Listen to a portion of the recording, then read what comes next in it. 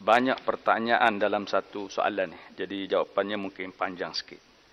Tuan Yang Dipertua, dalam industri penternakan, terutamanya industri daging, Kementerian melalui Jabatan Perkhidmatan Veterina telah menyediakan dua plan strategi utama, iaitu Plan Strategi Pembangunan Industri Daging Negara yang menggariskan 12 hala tuju strategi dan Plan Pembangunan Industri Tenusu Negara yang menggariskan 8 hala tuju strategi. Penglibatan belia adalah sangat-sangat digalakkan untuk menyertai program-program ini. Di antara program-program yang dilaksanakan di bawah dua plan strategi ini ialah yang pertamanya program pembangunan industri ruminan yang diperkenalkan pada tahun 2019 menggunakan kaedah pelaksanaan Geran Pemadanan 70-30 di mana kerajaan pada awalnya menanggung 90% kos belian ternakan dan 10% lagi ditanggung oleh penternak. Seterusnya, penternak dikehendaki membayar balik kos 20% kepada kerajaan melalui Corporate Social Responsibility (CSR) ternakan menjadikan tanggungan kepada penternak sebanyak 30%. Sehingga kini terdapat 10 peserta proper terdiri daripada golongan belia.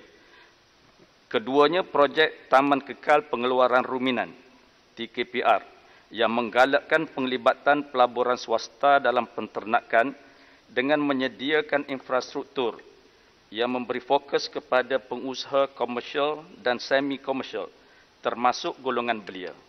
Yang ketiganya ialah projek Rintis Tenusu. Projek ini mula dilaksanakan pada tahun 2017 melalui insentif Geran Pemadanan 70-30 untuk peternak skala kecil termasuk golongan belia, iaitu pembiayaan sebanyak 70% daripada kerajaan manakala 30% adalah daripada penternak. Manakala usahawan berskala besar pula 30-70, iaitu pembiayaan sebanyak 30% daripada kerajaan manakala 70% adalah daripada usahawan. Sehingga kini seramai 41 penyertaan daripada golongan belia telah ditawarkan untuk program ini. Tuan Yang Dipertua, manakala khusus untuk menggalakkan anak-anak muda, program agropronia muda telah diperkenalkan yang merangkumi sektor ternakan di samping sektor tanaman, perikanan dan industri makanan. Skop ternakan adalah terbuka kepada hampir semua jenis projek ternakan, baik ternakan ruminan seperti lembu, kambing dan bukan ruminan seperti ayam kampung, itik dan lain-lain unggas, selain perkhidmatan sokongan dan input pertanian. Secara keseluruhannya bagi sektor penternakan, seramai 1,259 orang agropronia muda seluruh negara telah menerima kelulusan Geran Agropronia Muda dari 1 Januari 2016 hingga 15 November 2020 yang berjumlah RM26.3 juta. Selain itu, program Geran Pemadanan Change Upgrade Products dan program Geran Pemadanan High Impact Products yang diperkenalkan pada tahun 2014 bertujuan untuk meningkatkan keupayaan pengeluaran usahawan industri makanan termasuk produk berasaskan daging yang juga boleh dimanfaatkan oleh usahawan-usahawan muda. Terima kasih. Terima kasih. Soalan tambahan.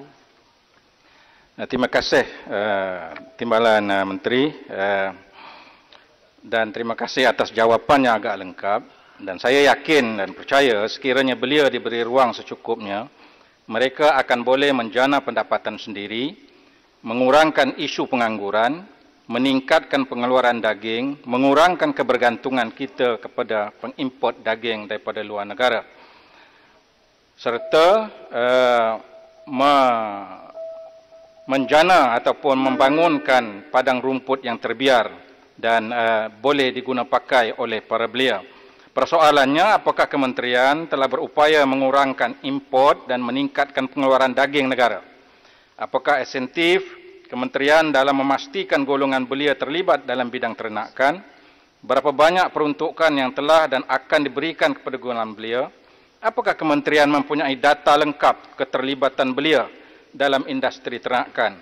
Dan apakah kementerian berhasrat untuk membentuk usahawan ternakan daging berskala besar di kalangan belia dan bagaimana ianya hendak dilakukan? Terima kasih, Datuk Yang Dipertua. Sila Timbalan Menteri. Terima kasih Tuan Yang Dipertua. Ada 7 soalan tadi. Banyak sungguh soalannya. cuma saya mempunyai keyakinan yang sama dengan Yang Berhormat daripada Tan Pin bahawa beliau insya-Allah mampu untuk keluar sebagai usahawan-usahawan yang berjaya dengan program-program yang telah disusun, diatur dan diadakan oleh kerajaan ini bagi mereka yang istiqamah ataupun mereka yang bersungguh-sungguh dengan bimbingan kerajaan ini, kita yakin akan mampu untuk lahir sebagai usahawan yang berjaya. Berkenaan dengan dari segi SSL dan import daging dan sebagainya, mengikut rekod yang ada sehingga 2019 menunjukkan trend turun naik, namun agak stabil di mana kadar sara diri sehingga 2019 ialah 21.72% dengan pengeluarannya 44,020 metrik tan pada tahun tersebut. In terms of dari segi insentif kerajaan pula banyak yang saya telah sebut dalam jawapan saya yang jawapan asal tadi, dan kementerian memang mempunyai data yang lengkap untuk seperti mana yang dipohon oleh Yang Berhormat daripada Tan Pin, dan insya-Allah kalau perlu makna pendetailan itu saya boleh berikan secara bertulis.